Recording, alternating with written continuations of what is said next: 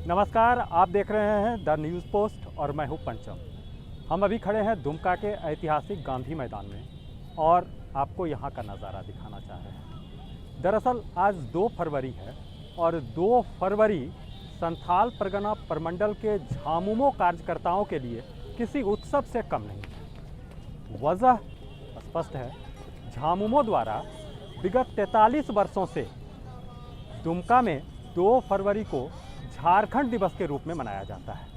हम यहाँ स्पष्ट कर देना चाह रहे हैं जो कि यह झामुमो का स्थापना दिवस नहीं है बल्कि झारखंड दिवस है। दोनों में अंतर की अगर बात करें तो झामुमो का स्थापना दिवस 4 फरवरी है और उसका आयोजन धनबाद में होता है। लेकिन आज 2 फरवरी दुमका में 43 वर्षों से जो झारखंड दिवस मनाया जाता है, दरअसल पार्टी सुप्रीमो शिबू सोरेन जब संथाल परगना की धरती पर पहुंचे थे और पहली बार 43 वर्ष पूर्व 2 फरवरी को दुमका के एसपी कॉलेज मैदान में शिबू सोरेन के नेतृत्व में सभा हुई थी और उसी दिन यह संकल्प लिया गया था कि प्रत्येक वर्ष 2 फरवरी को झारखंड दिवस के रूप में मनाया जाएगा और वो परंपरा आज भी चली आ रही है।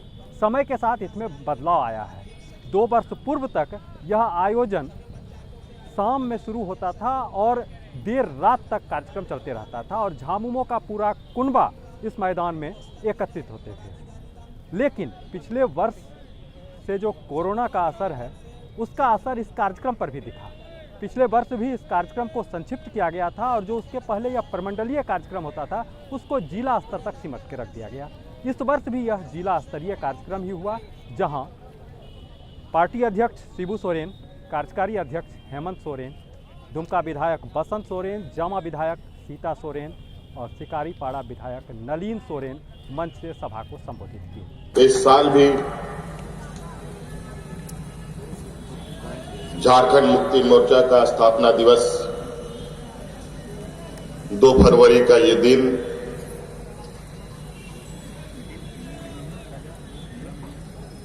हमारे लिए, हमारे पार्टी के कार्यकर्ताओं के लिए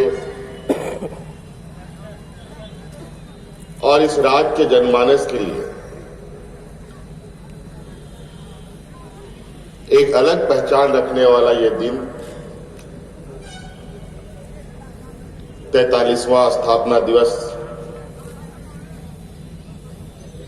दुमका के ऐतिहासिक मैदान में हम मनाने जा रहे हैं। झारखंड प्रदेश में हम लोग आज इस प्रकार का मीटिंग 43 बार कर रहे हैं। 43वां है, 40 और 3 43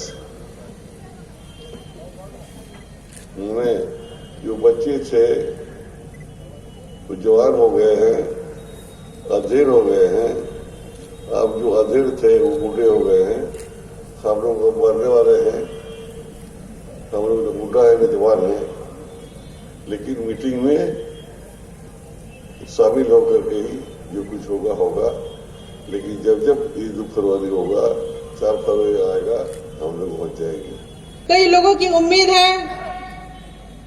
थी हमारी सरकार बनेगी तो हम लोगों को कई तरह का अधिकार मिलेगा। पिछले सरकार के द्वारा किस तरह से हम लोग शोषित हुए, किस तरह के नीति नियम कानून हम लोगों के ऊपर लगा दिए गए कि यहाँ के आदिवासी मूलवासियों का विकास बिल्कुल बाधित रहा। दुमका जब लिखित तौर पर उप राजधानी है तो इसको उप राजधानी का दर्जा मिलना चाहिए। जो व्यवस्था रांची है वो सारी व्यवस्थाएं यहां दुमका क्षेत्र में भी होनी चाहिए।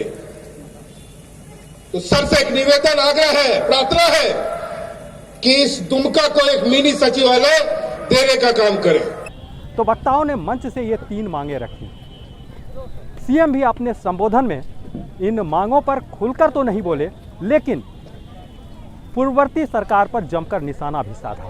उन्होंने कहा कि आधे अधूरे स्थिति में मेडिकल कॉलेज का उद्घाटन कर दिया गया, लेकिन क्राइटेरिया आज भी फुलफिल नहीं हो रही है। तो उन्होंने इसके अलावे भी कई बिंदु हैं जिसको लेकर केंद्र सरकार पर निशाना साधा। तो कुछ बिंदु ऐसे भी आए जिस पर उन्होंने केंद्र सरकार को बधाई भी दी। वैसे उनके पूरे संबोधन में देखा जाए तो कोरोना संकट के दौर में जीवन और जीविका के लिए जो संघर्ष हो रहा है, उसके निमित्त सरकार जो काम कर रही है, उन्होंने उन उपलब्धियों का, उन कार्य योजनाओं का बखान इस मंच से किया।